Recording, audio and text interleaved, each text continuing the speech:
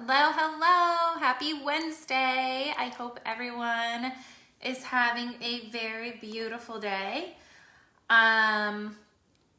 It is May 20th and it should be bright and sunny and happy and warm, but it is a brisk 53 degrees at the end of May, and I'm wearing a sweater in May. It just doesn't seem right to me, but it's okay. The earth does what she does, and we can't change that, right? So I want to start today by talking about my new plan. My new plan is that every other week I will just kind of do, so every other week I will do a workshop. Like I did last week, I did a spirit guide workshop. And then the weeks in between, I'll just kind of riff on what's coming up for me, what my guides want me to say, and answer any questions that you guys might have. So feel free to go ahead and just start dropping any questions that you have in the comments, and I'm gonna read those as we go along, and I will answer them. Any questions about spirituality or spirit guides or intuition, anything like that, I am happy to answer. So I want to go ahead and say that if you guys are not trying to manifest something right now, jump on, because right now is the best time to manifest. I don't know what it is. I don't know if it's the energy is just so, we're shifting into this new earth. Things are happening so much quicker as we're in the middle of this shift. The vibration of the planet is changing. We're all hopefully raising our vibrations, tapping in, doing the self-work that we need to do. But I am telling you that manifesting is happening like this. It's happening quickly, it's happening rapidly, and it's happening almost instantaneously if you know what you're doing. So this past month, I have manifested more in a month than I have in years before. And I know I have a bunch of clients that are telling me the same things. I had some people in my intuitive boot camp that are telling me the same thing. So I want to talk about this weekend. If you got my email earlier this week, then you already know what I'm about to tell you, but I have some more good news too. So I bought my car when I was 19 and I bought it brand new. And when I bought it, I could hardly afford the payments. Like it was, I just could hardly afford the payments, but it was really a big deal for me. It showed me my independence. It proved to myself that I could have a new car. Like I don't remember, I know people in my family did buy new cars, but I remember my mom only buying a new car once. But I mean, I could be wrong. I just might not remember. But anyways, for me, so I moved out when I was 18, and then, but before that, my grandfather had given me a loan to buy the car, and then I bought the car back from him. But this time it was like I went out on my own. I got a new car. My grandpa did help me. He did help go to the dealerships with me and stuff to make sure I didn't get screwed over. But I bought it. It was in my name. Nobody helped me. Nobody helped put the down payment on it. It was solely mine. And the interest rate was ridiculously high because I didn't have any credit at the time. But the reason I'm telling you this is because I bought that car and it meant so much to me that I did it on my own, and then I paid it off on my own, and that was such a big day for me. I think it was the day that I paid it off was also the day that we signed on our new house. So it was a really big deal, a really big month. And so anyways, we needed to get me a new car. We've needed to do it since I had a second baby, but I didn't really want to get rid of it. It was paid off. It was a great car. There was no reason. And apparently it had an emotional attachment to it that I did not realize I had. And so my husband put it up for sale, on, all the different sites. And we had people that were looking at it, and then nobody would buy it. And people would make us ridiculous offers, and it wasn't working out. And so I think that it was me having resistance. I wasn't really ready to get rid of the car. So my husband found a car that he's like, I think this is exactly what you're looking for. This is everything that you want. And so I decided, yes, I like this car. I can see myself driving this car. I visualized it. And I was like, okay, now I'm ready to give my car to someone that truly, truly wants it. And so I did with my car what I did with my old job in the past and what I did with my old house. And I'm about to tell you guys exactly what that is. When I decide to make a big change, and when that change is going to go to someone else and I want something different or better than that, I visualize me handing over that job, handing over that house, handing over, in this case, my car, to someone that is going to love and appreciate it, to someone that really, truly is going to need it, that it's going to fill them up and it's going to fill me up to give that to them. So with my old job, I did not like that job. I hated that job, and I don't use that word often, but I just was miserable. So I switched it because I realized that if you are miserable at something or in something, or there's something that you truly don't want, and you're focusing on it and you're putting that much energy into it, you're setting a really bad vibration around it, right? So with that old job, I started saying, okay, I appreciate that this job has given me the opportunity to start my own blog. I appreciate that this job has paid all the bills for me. I appreciate this person and this person and this person. I appreciate what it has taught me. So I started finding things to be grateful for in that job that I was truly miserable at, that was like starting to take an effect on my body. I was that miserable with it. But I started to find things that I was grateful. And then I said, okay, I don't know where I'm going or what I'm doing, what's going to be next for me. I know I need a new job, and I know that I need it to be one that fills me up creatively, that I can help people, that I can serve people, that I can feel good about what I'm doing and really, truly enjoy the company that I am in. And so I started visualizing filling my office with love. I visualized filling my chair with love. And then I visualized training someone who really was excited about the job, who really felt that that job was good for them, that they could do a good job, that was excited about the opportunity. So I took being miserable and the energy around that, and I said, I want to get out of this situation, but if I knew that if I were to get another job, what would happen is I hadn't healed around that situation. So I'm telling you this for a reason, guys. You do this with your relationships, with something that you want to manifest, something that you want to let go of. If you don't heal around the thing that you already have and send it love and fill it with gratitude, then what happens is you go to the next thing and it might fulfill you for a moment, but it's only going to be very short-lived because that pattern, that energy is still there. And you'll start seeing the same patterns happening and the same types of people showing up and the same types of things happening because you had never learned and absorbed that lesson from before. So what I started doing was I visualized training someone that would love to have that job, that was excited about it. And then I visualized me walking out the door being excited for my new life, my new endeavors. And then that's exactly what happened. So like you guys all know, this Light, Love, and Spirit was not meant to, actually my intern asked me this yesterday, it was not meant to be a business. I was just journaling about my experience with spirit and trying to develop my intuitive gifts. Along the lines, people found me and they started asking me to help them and to teach them. And that's how the business was born. It wasn't me deciding that I wanted to create a business. It was me deciding that I wanted to put my story out there and I wanted to help people. And that turned into me being able to leave a corporate job to do something that I love, to be creatively inspired, to work with people that lift me up and that I get to lift up, and to put service into the world, which was my entire intention. I remember training the girl that got to sit in my seat, and I remember how excited she was, and I remember that she came from a different department and she was so excited to be there. It's what she wanted to do. She wanted to excel in that field. So it worked out perfectly.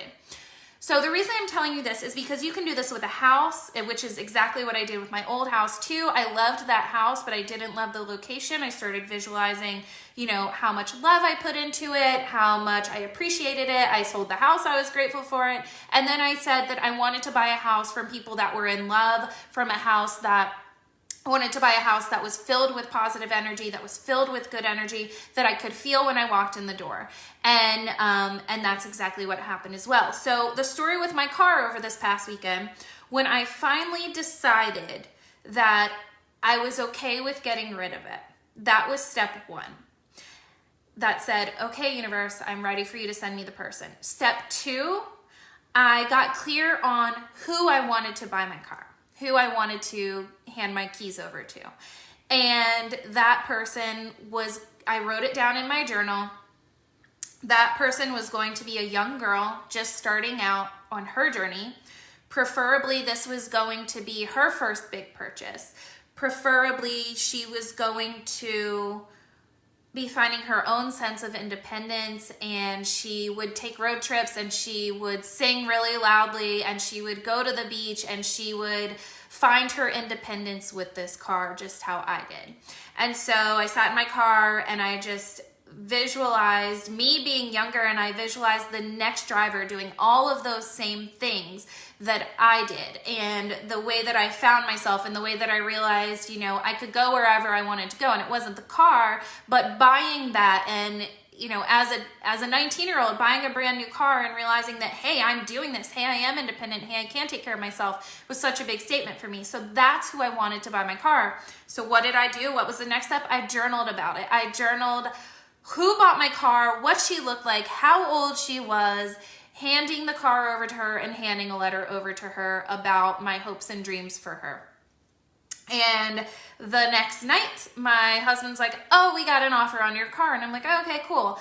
And he shows me the girl, and he met the girl the next day, and she bought the car for full price. She was 18 or 19 years old. Very similar story. And I had written a letter. Everybody's laughed at me that I've told this to you, but I did write her a letter. I told her a little bit about my story. It was short, it was like a page, but I told her my story. I told her, I hope that you take road trips in this car by yourself. I hope that you take road trips with your loved ones. I hope that you will drive this car and dance and sing when you're happy. And I hope that you will drive this car to clear your mind and heal your soul with music when you're sad. And I gave all of this to her. And I was just so surprised that she reached back out to my husband and told him to thank me for the letter. And then her mom actually reached out to both of us and thanked us and said, you know, what an impression we made on her, and just how the stories really aligned and how they connected and how she couldn't believe it. And I could believe it. I could believe it because when you set an intention and you wrap it in gratitude and you have real, true, heartfelt intentions behind it, you become a vibrational match for whatever it is that you want. And in this case, it was just giving my car to someone that I knew would treat it well and fill it with love and that would appreciate it. And I know it's just a car, and I know it's silly, it's a material thing, but I loved and appreciated that car, and it meant a lot to me, so I wanted that for someone else too. And as I got clear on that, my car sold within 24 hours after having been listed for over 3 weeks. So that's pretty freaking magical. Then the car that we had decided that we wanted, you know, is kind of expensive. It's kind of more than I wanted to pay. And so I had to get clear around my own money mentality and say, like, no, it's okay for me to spend this on myself. I've done it before. I can do it again. I deserve it. My family deserves this. My kids deserve a little bit more space in the back seat, you know. And I went around and I flipped it. I shifted my money mindset around having a car payment because I haven't had one in so long. And then I decided, okay, but this is what the car is listed for. This is what I want to pay for it. And I don't want to pay any more than this. Actually, let's get clear on that. This is what I want my car payment to actually be. Okay. And so we somehow got the car for what we need it to be. And the payment is lower than what I wanted, okay, by like $5 or something. So it's pretty freaking amazing when you decide to manifest. Again, I did a whole series or a whole live on this a couple weeks ago. When you decide that something is going to happen and then you become a vibrational match for it, which means including a heartfelt intention, aligning it with love, aligning it with gratitude, it can't help but to fall into place. And so I'm not bragging here. I am telling you that I have become such a vibrational match for the things that I want to attract that it is just happening so quickly and so rapidly and so organically for me recently over the past 2 months, and I just love it, and I want you guys to do that too. And so that's why, if you can, go back and watch that whole series on manifesting, because or that whole live on manifesting, because there's so much good stuff in there. And then I do want to tell you about the Mission Manifest course. It's closing this Friday. I don't know when it's going to open up again, but it's closing this Friday because, as you can see, there's all this momentum behind when we're all doing this together and we're all doing it at the same time. Though we're not together, that energy really just kind of gets compacted, and the universe supports us all. So I've been hearing from my clients, they're manifesting like crazy. The things that they've been trying to manifest for years are coming forward right now. The things that they were trying to manifest, last week are coming forward right now. They're asking for a sign from spirit. It's happening right now. So this energy, this time is what we need to manifest. All you have to do to manifest what you want, and I'm giving you steps. It goes way, way deeper in the course, but you have to decide. Well, first you got to get clear. Then you got to decide. Then you got to believe that you can have, you got to believe that you can have it and decide. That kind of goes into one. And then you got to become a vibrational match, but you've got to do it for the purposes of your highest and best good and the highest and best good of the world. So some people might be saying, well, what is me, like, I want to get, a $5,000 raise this year. What is that going to do for the world? What good is that doing for the world? Well, if you're happier and your things are more easily taken care of, then you can more easily help others. Then you can be a higher, you can teach others to live a more spiritual life, to live a happier life. As you fill your cup, it just overflows to everybody else. So if you receiving your $5,000 raise is of high service for you, it's going to be of high service for the world if you have that intention behind it. Does that make sense? So if you feel like, okay, well, if I got this $5,000 raise, then it would be easier for me to, to help somebody else, to help somebody on the street that needs it. Or it would be easier for me to leave a quarter at Aldi for the next person to pay for their cart, because you have to put the quarters in at Aldi. I always try to leave them on the windowsill if I can, or just give my cart to the next person. So like maybe it would make it easier for you to do something small like that, or do an act of kindness for somebody else. You getting the things that you want is of high service for the world because you deserve it. It's your natural birthright to have the things that you want, because as your cup overflows, it overflows and spills over onto everybody else. So as your happiness and your joy overflows, other people receive that happiness and that joy too. Does that make sense? Does anybody have any questions or anything that they want me to answer today regarding spirit or intuition, manifesting, finding your joy, finding your purpose? I am open to just doing a Q&A today.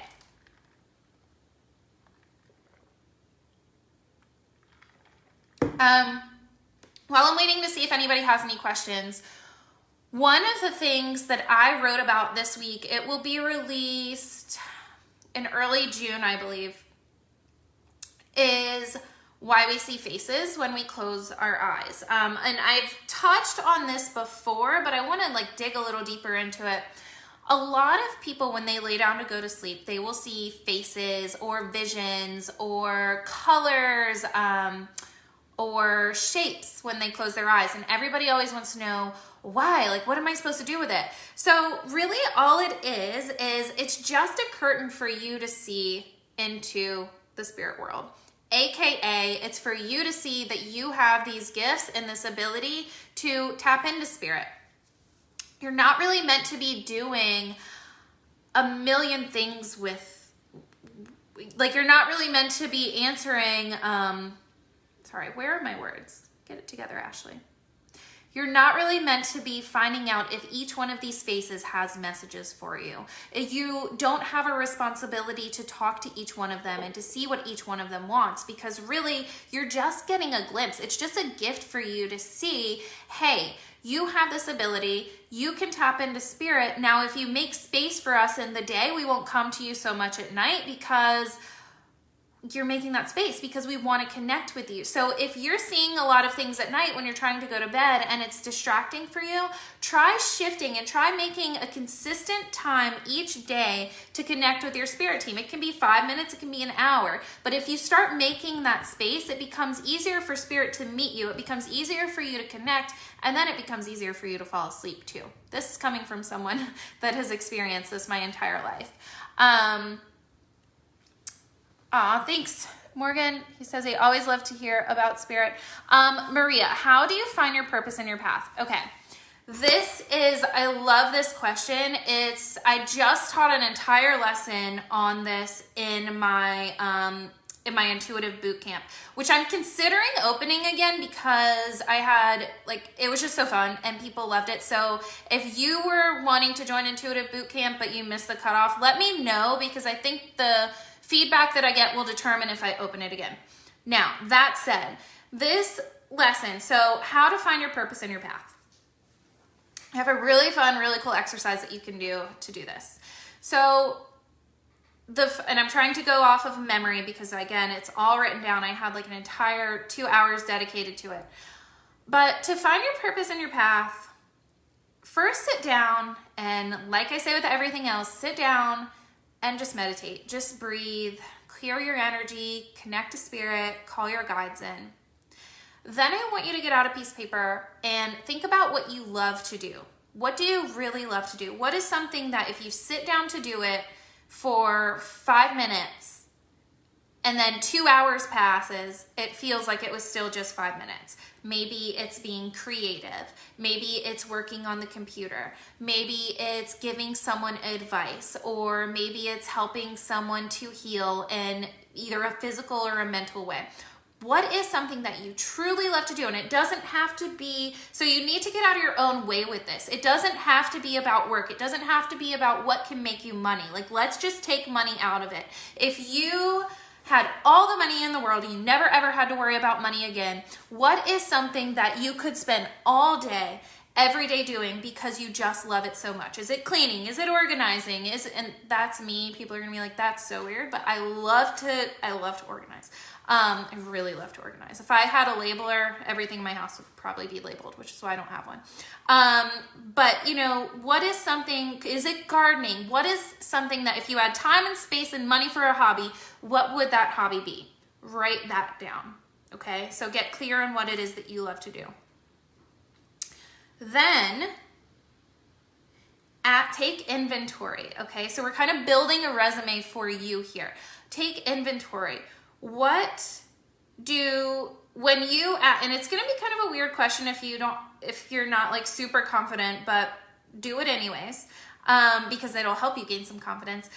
Start asking your friends and family, what do I do that really supports you? What do I do that really helps you and really makes you feel good? What do you think that I'm good at? So ask like 4, 5, 6 people what they think you're good at, what they think you're really helpful with, because it may be things that you've never even thought of. Like for me, mine was giving advice, and I didn't realize, when I was younger, that I was actually channeling this advice. People would always be like, you're so beyond your years, like how do you even know this stuff? And I'd be like, what are you talking about? I don't even remember what I just said to you. And that was my clairaudience. That was me actually channeling. So start asking people and taking inventory of what they think that you're really good at. Okay, so now you're clear on what you like to do, what you really, really love to do, what you can get lost in. Now you have, okay, what am I really good at? What do I help people with? And then what do I like to do that if I had more space, more time to invest in myself, more money to invest in myself, what would that be? What would that thing be? And then look at all of these things wrapped together, and your purpose is going to be in there. And again, guys, this goes into like a much deeper lesson, but I'm trying to just kind of give you the gist of it. When you look at what you love to do. So for me, I've always loved art. I've always loved writing. I've always loved being creative. That is what I get lost in. I get lost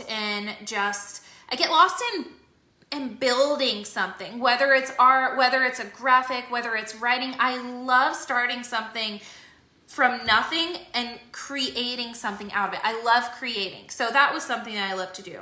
I love to help people. I love to be of service. I love to see people's light bulbs go off when they get something. I love to teach, okay? And then I've always been, the people in my life say I'm really good at helping them to get clear, giving them advice. I was really good at channeling, which I didn't know.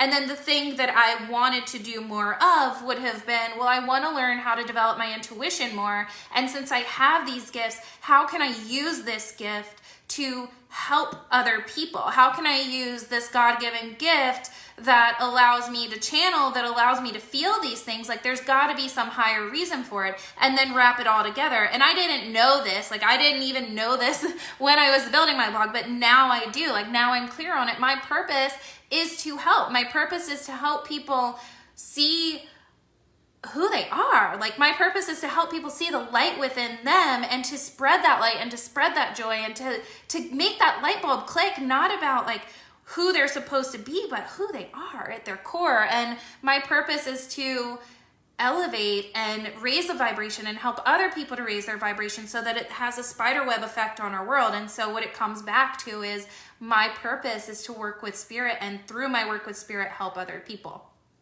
So do you see how just kind of making a tiny little inventory of these things can help you to get clear on what it is that is your purpose? So let me see. So that was question 1. I'm just going to kind of go down the list, guys, and read these questions. So I'm happy to see there are a lot. I'm super excited about that. Okay. Manifesting is so hard for me to wrap my head around. Thank you for your stories to help illustrate it. It helps me learn a little each time. Any idea on how to shake yourself out of depression enough to really see what it is that you want so that you can start to manifest it? Okay. I love your question, Sarah. Yes and yes, but I think it's two different things. So with the depression, when we are depressed, what I have found through my work, having been depressed myself, I shared very openly and vulnerably in a live a couple weeks ago, which I have to be honest with you guys, I was so vulnerable in that live that I've thought about taking it down a bunch of times, but I've also got a lot of feedback that people really needed it, so I've left it up. I battled with depression myself. I was even... I don't love saying it out loud, but I was even suicidal as a teenager. I was in a really, really bad and negative place. And I would, as many of us with depression do, there would be seasons where I would be fine, or when I thought that I was fine, and then there would be really dark seasons. And my seasons got better as I got older and I removed myself from an environment that wasn't serving me, but it was still there because it had never been healed and I didn't have the tools to really heal it. So what changed for me was, and this goes back to manifesting, because remember, I don't think that you can have spirit without manifesting, and I don't think you can have manifesting without spirit. I just decided one day that I was over it and I wanted to be one of those happy people, and I saw people that were happy and I saw people that were succeeding, and on the outside looking in, like I was 20, I don't know, I was in my early 20s at this time, and I had a house and I had a car and I had a fiance or a boyfriend, whatever he was at the time, but I had all these things that people thought made you happy, and I still wasn't happy. Like, I just wasn't. I didn't feel happy. I didn't feel joy more than a couple minutes at a time. So I decided I want to be one of those happy people that's always happy. I want to be one of those people that wakes up in the morning and looks forward to the day. And I didn't really have an example of that in my life that I knew of. So I was like, I'm going to get happy. How do I do this? And so what happened for me was it became a mission, and it became something that I had to educate myself on. So I started learning how to get happy. And for me, it started, and this is what I teach too, getting happy. And I'm just going to say this. If you are depressed, you're not connected to your higher self. If you are depressed, you have denied yourself in some area. You have told yourself that you don't approve of yourself in some ways. So for me, it started with saying affirmations and doing mirror work, which I was like, oh, this so silly. How is me saying these things to myself going to help me? How's this going to help me get better and heal? But at that point, I was willing to try anything, because I had decided that I was going to get happy no matter what it took. So if it took something like being silly and saying affirmations to myself, I was going to give it a try. So I started saying affirmations, and I realized that when we say affirmations, we're just reprogramming our mindset, because we've had all of these years of telling ourselves these other stories that we're not good enough, or people don't love us, or that we're not pretty enough, or we're not confident enough, or, you know, we always mess up, or whatever the case may be. And we've told ourselves all of these stories. So saying affirmations to ourselves, they're just new stories. They're just better stories. They're happier stories, and they're shifting. They're reprogramming us. But what really changed for me was when I heard about mirror work. Mirror work is where you say these affirmations to yourself in front of the mirror. And I tried to say, I love you. Like, that was one of the things. Tell yourself you love yourself. Tell yourself you love yourself. And it sounded so easy. So I'm like, okay. I get in front of the mirror. I could not say it. And this is in my 20s. I'm not suicidal anymore. Everything seems okay. I'm just kind of living day to day. I could not tell myself that I love myself. I kept trying, and I could not say it. And I realized that there was something majorly wrong with that. I should be able to tell myself that I love myself. And so I finally did it. I finally got the words out. It took me a while, you guys, probably like a half an hour of standing in front of the mirror. And I finally got it out, and I just started bawling. I was bawling because it was so sad that I couldn't tell myself that I loved myself. And I was bawling because for the first time, I finally said it to myself, and I deserve that. So if you are feeling depressed, you're out of alignment with your higher self. And so to develop that relationship with your higher self, you've got to spend time with yourself. You've got to start approving of yourself. You've got to start loving yourself. And this means doing small things that bring you joy. It means saying affirmations in the car when you're driving, or listening to them at night. It means dedicating wholeheartedly to yourself and your happiness and getting happy. And I can help you with that. One-on-one coaching. I also have a ton of articles on my site. Like, I think even if you do a search for depression on my site, Light, Love, and Spirit, you'll get a few articles on how to heal depression. So that's the first leg of it. You've got to heal your depression. Let's not focus on healing depression either. Let's not focus on that, because that puts too much pressure on it. Let's shift instead to raising your vibration. So the more that you raise your vibration, naturally, like I was just talking about a second ago, that joy, that love is just going to overflow. And then you're just going to one day notice that you're not depressed anymore, that you're just happy. So let's not put the pressure on it to heal the depression. Let's just shift it to, you get to raise your vibration, okay? So as you raise your vibration, you're naturally going to start to manifest more. You're going to see more synchronicities. You're going to see, little magical moments. You're going to see angel numbers, things like that. But to get clear on what you want to manifest, I suggest journaling, and I suggest that you journal about your ideal day. And you can start this today. You don't have to wait till you feel better. You don't have to wait till you're happier. You can start this today, because it will raise your vibration as you're doing it, and it will bring you joy as you're doing it. So just to give you an example, because people always get a little tripped up on this. To give you an example, start writing like you would put 5/20/20.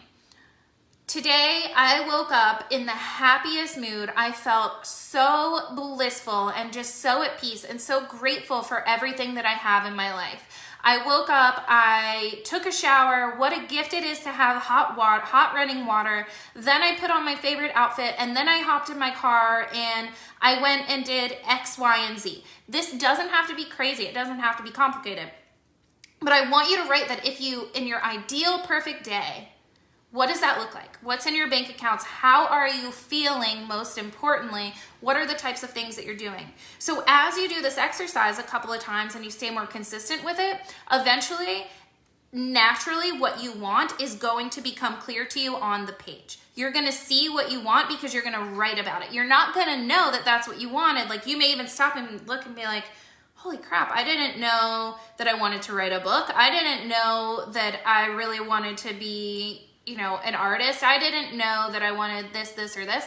But because you're allowing yourself to be open and just flow, your wants, needs, and desires will naturally and organically appear to you on the page as you write. And so you can't help but to get clear as you're writing about what brings you joy. I hope that helps, Sarah. And feel free again to shoot me an email or go to the website and find out more on that topic as well.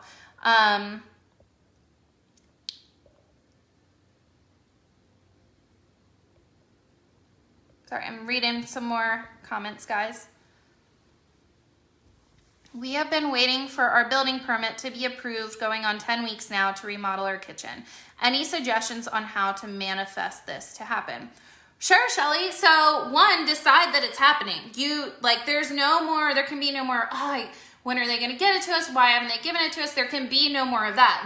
There needs to be a new faith in, it's mine, I already have it. Like, sit in meditation, feel it in your hand. Visualize yourself holding that piece of paper, jumping around in your kitchen as you're ripping the cabinets out, like whatever it is that you need to do or that brings you joy and puts you in that moment. You've got to feel that you've already got that. You've got to decide that it is yours, that it is happening, and there's no other way. Like, just like with my car over the past weekend, my husband was like, I don't know if it's listed for this, but there's so many other cars just like yours that are listed for a lot less. I don't know if we'll get it. And I was like, no, like, this was my attitude. This is exactly what I said to him. I was like, no, we're selling it for full price and it's going to the perfect person.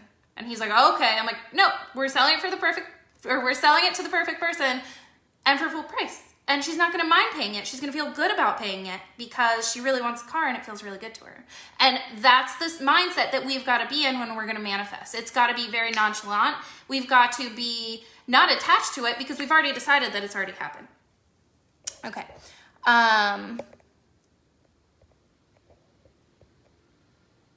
Okay.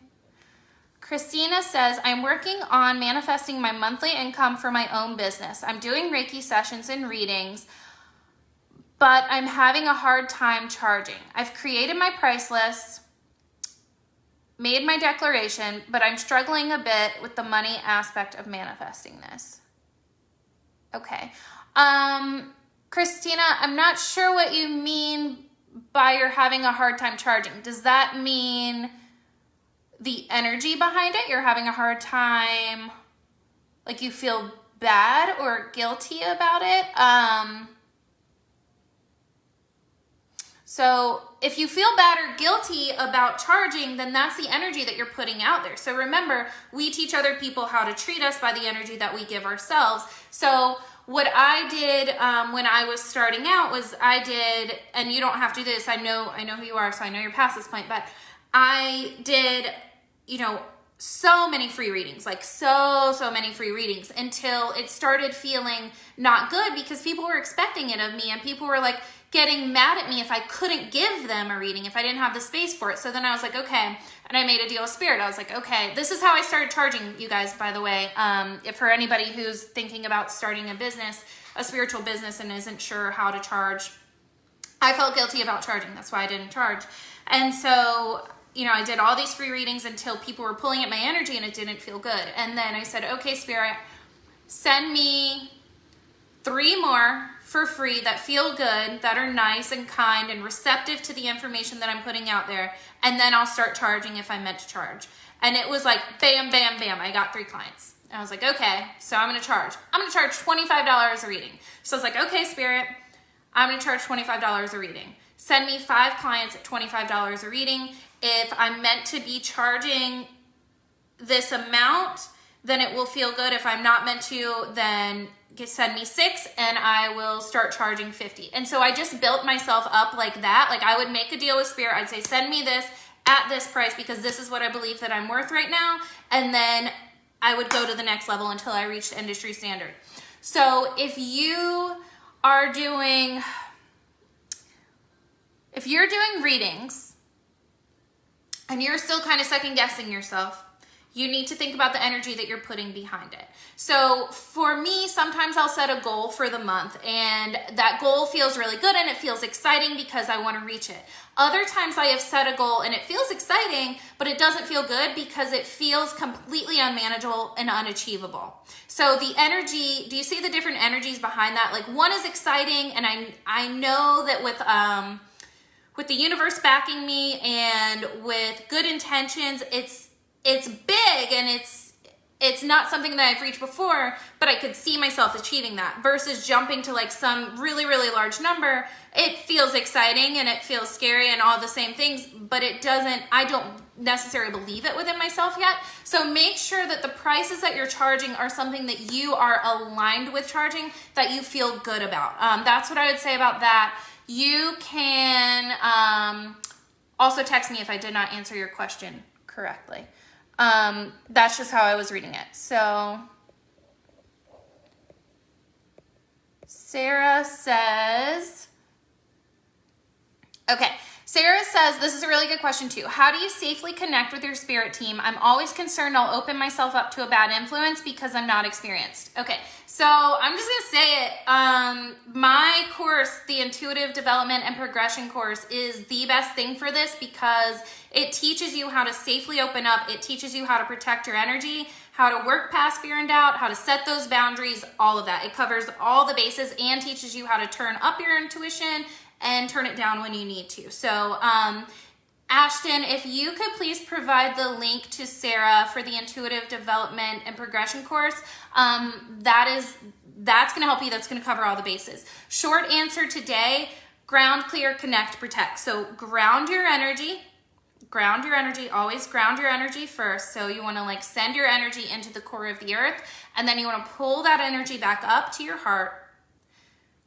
Call down the divine light. So you're saying, I'm only willing to work with those in the light. I'm only willing to work with those that are here for my best and highest good. I'm only willing to work with my spirit team. See the divine light from the universe coming down inside your body, clearing your energy, and outside your body, clearing your energy. Then visualize your higher self bringing down a cord of light, a cord of communication, all the way down to your fingertips, your toes, filling up your whole body. So you've grounded, you've cleared, you've connected. Now visualize a pyramid of divine light coming down and protecting your energy as well. And then even, we talked last week about spirit guides. So then even call in your armor guide. You may not know this guide, or you may not know what they see, what they look like, or what they feel like, but call in your armor guide, Archangel Michael, your guardian angel, to protect your energy as you're connecting with your spirit team. So I hope that helps.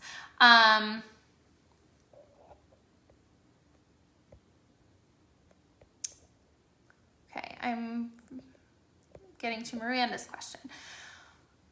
I've been exploring opening myself to spirit, higher self, because it's always been there. I've been meditating, reading books on it, watching your lives, and since I've started, I have been mentally and physically exhausted, just drained with no energy. Is this normal? Completely unrelated maybe, or am I doing something wrong? Okay, so Miranda. Yes. Hold on, let me take a sip of my sweet tea. Okay. Yes. I want to ask, and I'm not going to be able to see, I might be able to. I have my computer up. So Miranda, I want to ask you this. If you can reply, if you're still on, is this pretty much all you've been focusing on? Like reading and absorbing information and getting all the information and making this your whole life? I'm going to look for your response over here. So if that is the case, sometimes we go into what I call a spiritual burnout, which is we have not been balancing our energy. So like I said, we have to ground just as we have to be connected, right? So we have to balance our chakras. We have to be protective of our energy. If we are doing if we're living in one world too much, it becomes exhausting. So for someone who is overly grounded, overly analytical, oftentimes they're going to have a hard time, having fun. They're going to have a hard time being spontaneous. They're going to have a hard time just, flowing and receiving guidance and receiving their intuition. And if you are someone that is you're doing readings and I'm telling you, because I do this, I have to maintain a balance. If and I know you're not there yet, but if you're doing readings and you're doing spirit work all the time and you're not taking time to do analytical work, it's going to be hard to really connect with people that are down on earth because we're living so high up in the clouds. So I have to be really careful about balancing my energy. That said, a spiritual burnout is when you are reading and reading. No, I work full time too, but I spend my full time. Okay, yeah, so that's exactly what I was asking. So she says, no, I work full time, but I spend my free time doing this work, but I can't focus on one thing at this point. So what happens is we go down the spiritual rabbit hole. This is what I call it. We go down the spiritual rabbit hole and we're like, ooh, I like this article. And then there's a link in that article about something else. So you go to the next article and then the next article and the next article. And the next thing that you know, you're gaining all of this information, all of these tidbits of information. And then you're not actually taking your time to absorb them and to actually really learn and dive deeper into those things because you're so excited. And as you should be, it's a whole new world. Cue Aladdin. So you are taking all of these things on and they're coming into your system and they're getting integrated, or they're coming into your system and you're taking them on, but they're not getting integrated. So that's one leg of it. Like you're literally just burning. It's like you're studying all the time. Like a college student who's just studying and studying and studying and prepping and prepping and prepping, they're going to get exhausted. The other part of it is too, are you grounding? Are you balancing your chakras? And most importantly, as you're opening yourself up to spirit, and you open yourself up, guys, just by setting the intention and by wanting to do the work. So you open yourself up that way. But if you are not protecting your energy, you're likely taking on other people's energy all the time. And if you're not clearing that energy out, it's going to wear you down, girl. So yes, it will make you get mentally and physically exhausted. I know myself and it happens to me a couple times a year, and anybody who's worked with me on here knows that I usually take about a 2-week break a couple times a year because I will get a spiritual burnout where it's just like I'm doing so much work, so much spiritual work, and I will eventually get out of balance. And then it's like my body doesn't want to move. I can't think. Sometimes I don't even have words, and that happens to me at the end of the day. Like when I do the other day, because I'm crazy, I did 5 back-to-back calls. I had like 3 readings and 2 coaching calls. So I was working with spirit literally all day and talking literally all day. And at the end of the day, I just didn't have any words left in me because when you're doing this work, you are raising your energy and it can help you. But at the same time, if you're not careful about protecting your energy, grounding, and really learning to focus on one thing at a time and absorb that lesson and integrate that lesson one lesson at a time, it can be exhausting. So that is actually, I have an article about spiritual burnout, and that is actually why I developed the intuitive development course, because I was going down a rabbit hole. Like that's what happened for me. I kept going down a rabbit hole and I was getting burnout, and then I'd check in with my spirit guides, and then my spirit guides wouldn't give me any feedback because they'd be like, no, you need to learn this lesson. And so it was just this constant cycle. So what I did when I built the program was I was like, okay, when you're starting your journey, what do you need? You need to learn to protect your energy. You need to learn to set boundaries. You need to learn to decipher when someone's in your energy. You need to learn to discern different energies. You need to know how to tune into your gifts, how to tune out of them, how to work past doubt. So I included everything that you need to know when you're starting your journey, and then I laid it out in a way for someone who is starting their journey to help with this spiritual overwhelm. And I always tell my students too, if you start to feel this burnout or if you start to feel exhausted, back off for 1 or 2 days, not for weeks, just 1 or 2 days, and then jump back into it just to give your system time to reset. I hope that helps, Miranda. Let me know if it does. Okay, let me see. I've been hearing this. I've been going through this on and off, which is why I think I'm stagnant. Maria, you're not going to fail. You're not going to fail. So I think this is going back to answering Maria's question earlier. You're not going to fail. You've just really, you've got to believe in yourself. If you don't believe in yourself, it's going to be really hard to achieve your goals. A million people can tell you they believe in you, but until it finally clicks that you believe in yourself, you just won't get there. Oh, you're so welcome, Sarah.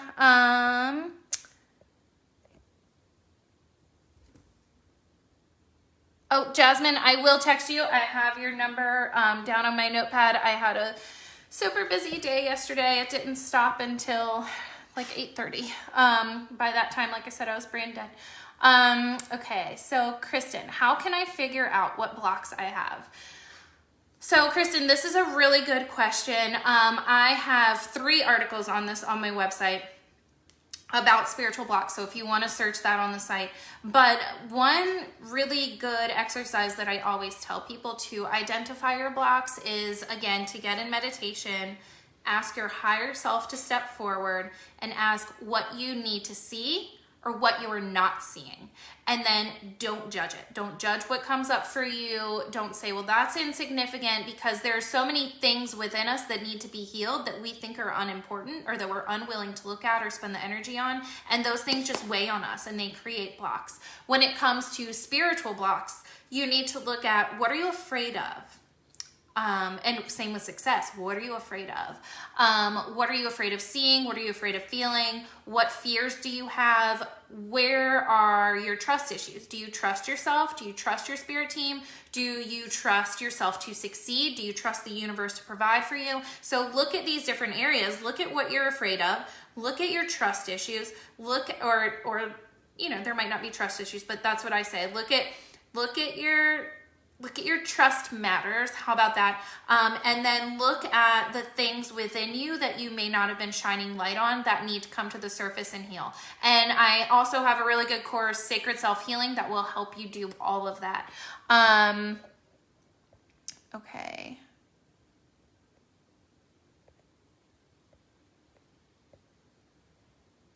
Let me see. I wonder... Sorry, I'm reading a question. Super curious.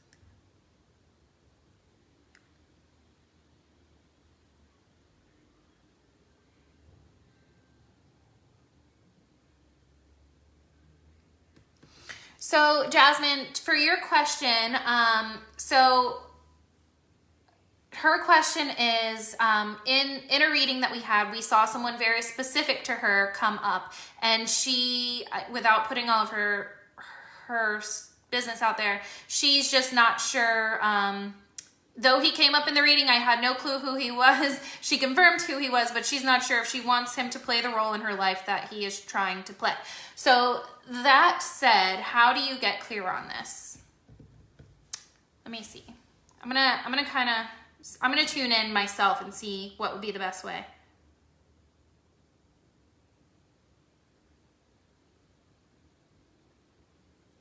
Okay, give it space. So give it space, meaning just allow yourself to go. Allow yourself to, if there's something you guys were planning to do together, allow yourself to go. And you're very good at observing, so step back. And I would also tell you to quite literally step back. Like, step back and sit on the edge of that picnic table and just watch. And it's coming up again, by the way. And then the other thing would be to tell your ego to step back. And when I say ego, I'm talking about, the ego side of you. Just like we have the higher self, the ego is the one that likes to keep us in place. Tell your ego to step back, step back, step back, step back, step back. Ask to see him and this situation through the eyes of your higher self. Don't force your heart into something that you're not feeling aligned with. Just observe. That's what you're really good at, so just observe. Okay, so let me see. Okay, guys, so so that's what I have so far. I don't see any more questions. What time is it? Okay, so how does this happens every time. Like, we literally end at an hour.